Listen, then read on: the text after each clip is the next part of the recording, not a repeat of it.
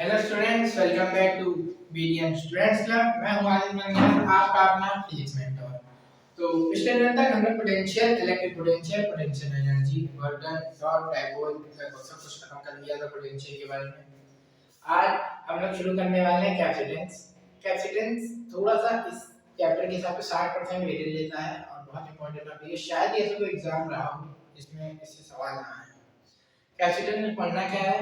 पहले तो basic capacitance, parallel plate, उसके बाद फिर कंडक्टर की डाइलेक्ट्रिक, मतलब डाइलेक्ट्रिक वगैरह बीच में डालना पैरेलल प्लेट के, उसकी इलेक्ट्रिक फील्ड, पोटेंशियल और एनर्जी, उसके कॉम्बिनेशन, उसमें बैटरी लगा के, रेजिस्टर लगा के, सब सारे कॉम्बिनेशन इसमें हमें दिख जाएंगे। तो चलिए शुरू करते हैं। आज पहले टॉपिक डाल लेते हैं कैपेसिटेंस, जो कि आज हमारा टॉपिक है।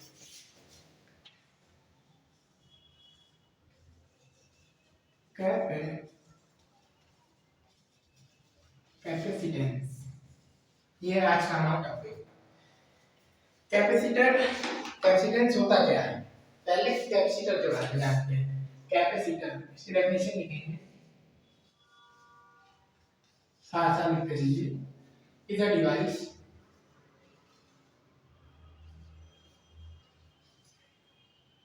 consist of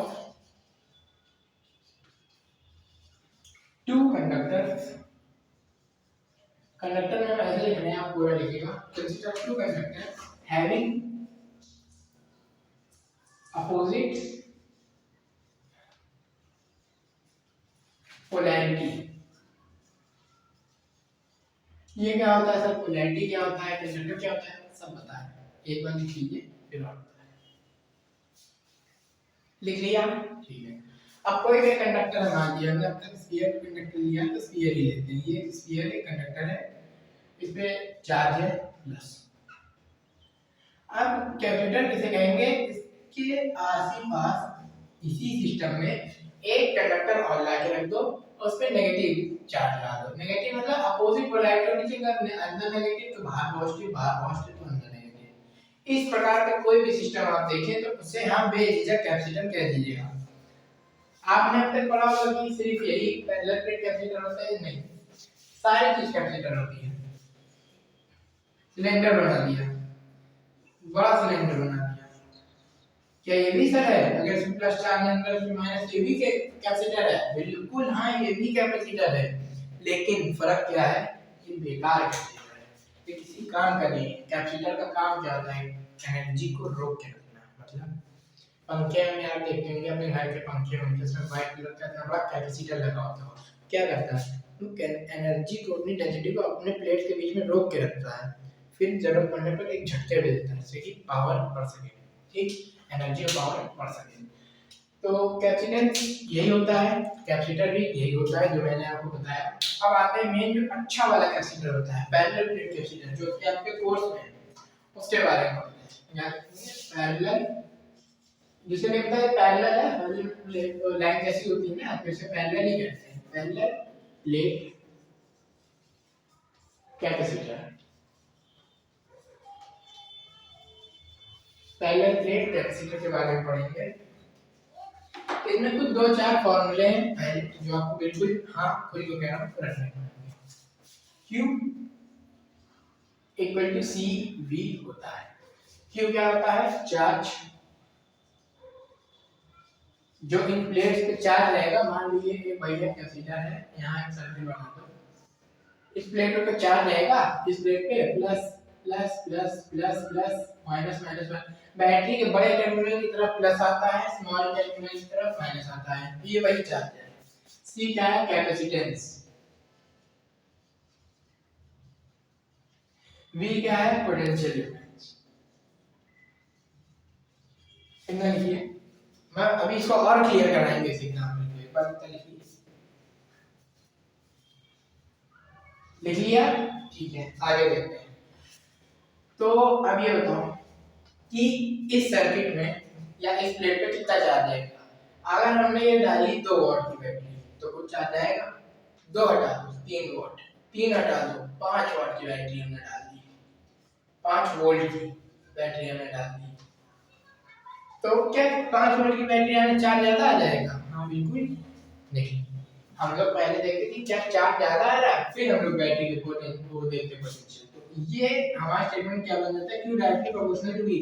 साइंटिस्ट ने तो इतना ही देखा था, फिर बाद में जब कैपेसिटेंस बनी आई इन द एग्जिस्टेंस आई, तब जो साइंटिस्ट को लगा अच्छा ये इस वजह से हो रहा है क्योंकि Q जो होता है CV होता है कैपेसिटेंस का एक वो रोल आ जाता है इसके अंदर भी, क्योंकि जितनी ज्यादा कैपेसिटेंस होगी Q बाय V का रेशियो उतना ही ज्यादा होगा। क्यों? चार्ज ज्यादा ये ज्यादा तो कैपेसिटेंस क्या होगी, कम होगी। भैया चार्ज इधर से ज्यादा ट्रांसफर कर रहा है इसे और इधर से वेग भी ज्यादा रहा है, इन दोनों के बीच में क्या एनर्जी ज्यादा स्टोर हो पाएगी? नहीं हो पाएगी, तो जल्दी जाना चाहेगा, एनर्जी कम स्टोर होगी। ठीक है, कैपेसिटेंस कम हो जाती है इससे। ठीक सर, समझ गए। अब अगले फॉर्मूले में आइए। अगला फॉर्मूला में बताता है इसकी एनर्जी के बारे में।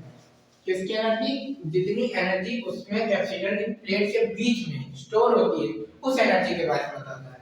वो कितनी होती है सर? उसका भी फॉर्मूला होता है हाफ सी वी स्क्वायर, ये है उसका फॉर्मूला। और Q इक्वल टू CV हमने आपको पहले बता रखा अभी, तो यहाँ से आप C की क्या वैल्यू लिख सकते हैं? Q बाई V, इसको यहाँ पुट करते हैं, C equal to Q by put करो, V से भी कर गया, half Q V, Q by V से हाँ हाफ Q V। क्या ये भी सर एनर्जी होगी? हाँ, सेम ही चीज तो लिखी है, बस थोड़ा सा चेंज किया उसे। अब V अगर एलिमिनेट करना चाहे, V को क्या लिख सकते हो? Q बाय C, यहाँ लिख लो half Q square by C।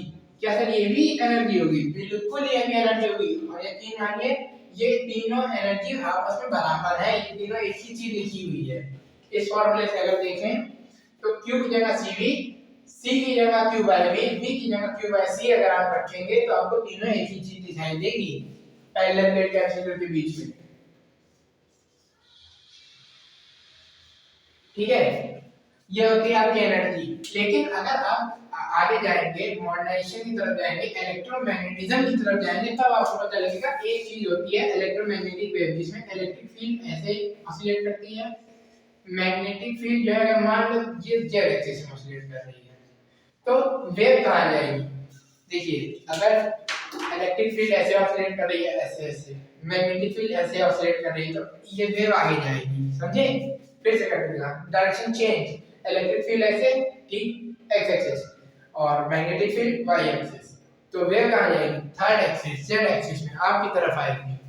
ठीक है, तो इससे हम कहना क्या चाहते हैं? कहने ये चाहते हैं जो ये इलेक्ट्रिक फील्ड है, ये जो एनर्जी स्टोर करा रहेगा, कुछ एनर्जी तो स्टोर होगी तभी तो ऐसे कर रहा है, वो एनर्जी कहाँ स्टोर करेगा? कैपेसिटर में स्टोर करेगा।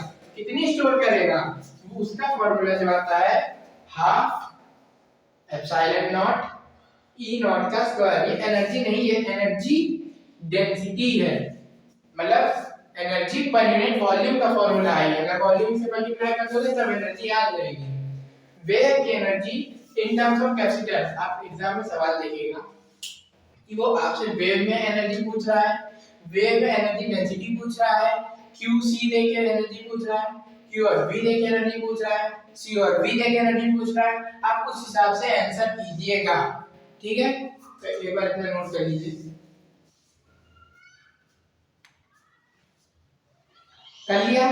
ठीक है, हम लोग चलते हैं सेम पैरेलल प्लेट कैपेसिटर के ही इलेक्ट्रिक फील्ड के फॉर्मूले में, जो कि हम आपको एक बार पढ़ा चुके हैं पिछले ही चैप्टर में, बस एक रिवीजन हो जाएगा। इसको भी लिख लीजिएगा एक बार। लिख लिया?